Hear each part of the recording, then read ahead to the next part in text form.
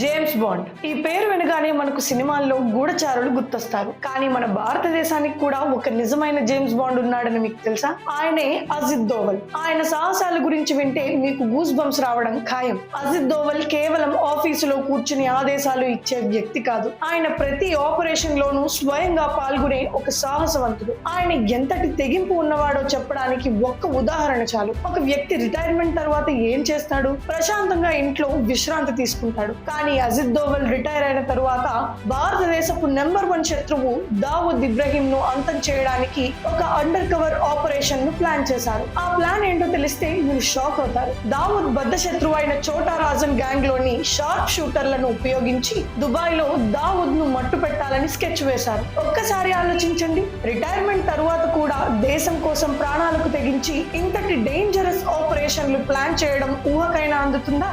ఆయన కెరియర్ మొత్తం ఇలాంటి సాహసాలతోనే నిండి ఉంది. తన ర్యాంకు హోదాతో సంబంధం లేకుండా ఎన్నో ఫీల్డ్ ఆపరేషన్స్ లో పాల్గొన్నారు. నిజంగా జేమ్స్ బాండ్ లాగా శత్రువుల మధ్య శత్రు దేశాల్లో పనిచేశారు. ఒక ఇంటర్వ్యూలో ఆయనే స్వయంగా చెప్పారు, భయం 3 రకాలుగా ఉంటుందని. ఆపరేషన్ ముందు భయం, ఆపరేషన్ సమయంలో భయం, ఆపరేషన్ తర్వాత భయం. చాలా మందికి మొదటి 2 ఉంటాయి, కానీ ఆయన 3వ రకానికి చెందిన వారట. అంటే ఆపరేషన్ అయిపోయాక అయ్యో ఇలా జరిగుంటే ఏమయ్యేది అని ఆలోచించినప్పుడు మాత్రమే ఆయనకు భయం వేస్తుందట. कुछ को घटना से पहले लगता है, कुछ को घटना के वक्त लगता है, कुछ को घटना के बाद लगता है।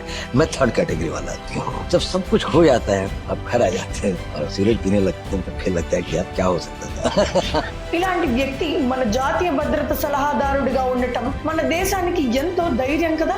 ఈ రియల్ లైఫ్ జేమ్స్ బాండ్ పై మీ అభిప్రాయం ఏంటో కింద కామెంట్స్ లో చెప్పండి. మన హీరో గురించి అందరికీ తెలియజేయడానికి ఈ వీడియోను ఖచ్చితంగా షేర్ చేయండి. జై హింద్. ఈ విషయం గురించి ఇంకా క్లియర్ గా తెలుసుకోవాలంటే ఫుల్ వీడియో చూడండి.